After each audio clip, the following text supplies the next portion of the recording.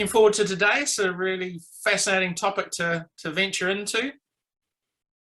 Yes, we decided, didn't we, from going out into the big picture of the prophecies, which was the last video we made, was about world history, different cultures, prophecies to do with the future. A very big picture to cover. We thought we would bring it closer to home and talk about something that's affecting everybody, which is the energy aspect in relationships. Yes. Yeah, it's a very important topic, because when you think about it, everything comes down to that in the end. You know, recently I've had experience with people coming to the end of their life as a human, and I noticed that was one of the things they reflect upon the most and was most important to them. And even in the process of a person's funeral, where all the family and friends gather together and they talk about what they really value about that person and what was left in them from all of the exchange and the flow of energy between them and that person. And in a circumstance like that, you really see it highlighted. It's easy to get distracted with all the things in life, but that's what it comes back to, the kind of energy that's flowed and passed between humans and the result in that. Yeah, and you know, the Ruby Mountain study starts with the unseen worlds, our aura. I think it was our first conversation too, if I'm not mistaken, was about the aura. I can't remember. Maybe it was about greater truth, but one of the first ones. And it's in the way it always comes back to your own self-care, but in terms of your aura, your energy flow, your energy systems. But we thought it would be fascinating to look at what's happening between people in regards to energy flow. And there's quite a lot of considerations that are amazing to become aware of to do with this. In the group here, in the group of studies here, we have two in Portuguese called doulas, kind of like midwives. They assist the lady in the preparation, and sometimes always in the actual birthing aspect. And I've had a lot of dialogues, particularly with one of them, about this area of what's going on between people in terms of energy. It sort of comes to the fore because the baby is so sensitive to energy, but like certain creatures, birds, cats, you know, there's certain beings that are very sensitive, and some adults continue to be very sensitive. Yes, for but sure. Babies are particularly sensitive because their aura isn't particularly robust yet. It's not very strong. You get the idea of somebody with a tough skin, what do they call it, like a tough hide, you know, but a baby's totally open, totally vulnerable. Yeah.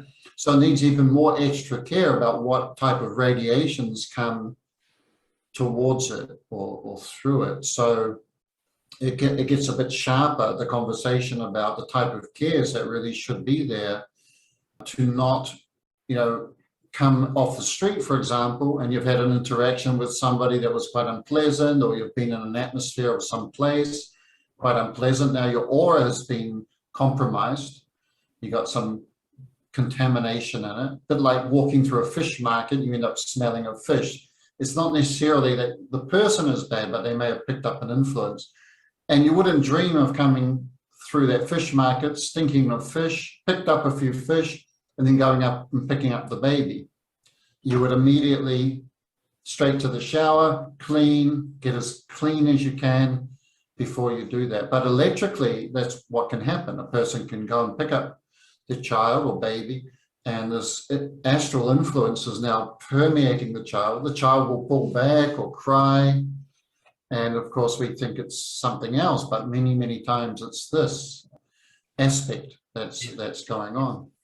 Yes, and I think that's why this is a fascinating territory, because it's part of the great mystery to do with human interaction, isn't it? You know, you see your friend or your partner in the morning, and you say goodbye, and off you go to work, and everybody's cheerful, and you get back at the end of the day, and you think, what happened to you? Your mood's completely changed, or even the thing you were laughing and joking about, they've completely forgotten it, because there's this whole unseen worlds interchange that goes on, and people are affected, very, very much affected by what they're dealing with in the unseen worlds and what they're dealing with other people. And, you know, it's funny, nobody really likes hanging around a grumpy, miserable person, but I've also experienced where you can really irritate a person by being too cheerful and too full of energy and too, like too full of being. Children are a bit like that. I was at a medical center yesterday, and there was a woman there. She had 2 children, but she also had a child. He must have been about 3 or 4, and she had to have a little rope on his arm because he was obviously one of those children that would just run away. And he was climbing up on chairs and grabbing things, and he was just so full of energy. And I was going to ask the mother, but I didn't really get the chance. When was the child born? Was he an Aries or maybe a Gemini? Somebody that was very active, because astrology comes into this as well, and that's an unseen influence. So I think it's really one of the great mysteries of life. And I had a friend when I was 16 who came from another school, and we just hit it off. And I'd never met him, didn't know anything about him. And he was really into philosophy, and he bought me the Tao Te Ching book for my 16th birthday. And for about 2 years, whenever we got the chance, we'd get together and we'd talk about life and philosophy and all the rest of it. And then he sort of went his separate way after college, and I went my separate way. And I bumped into him like 10 years later. We had nothing to talk about whatsoever. This energy exchange and flow we had between us, it was so natural and so inspiring and uplifting, and just what we needed at the time.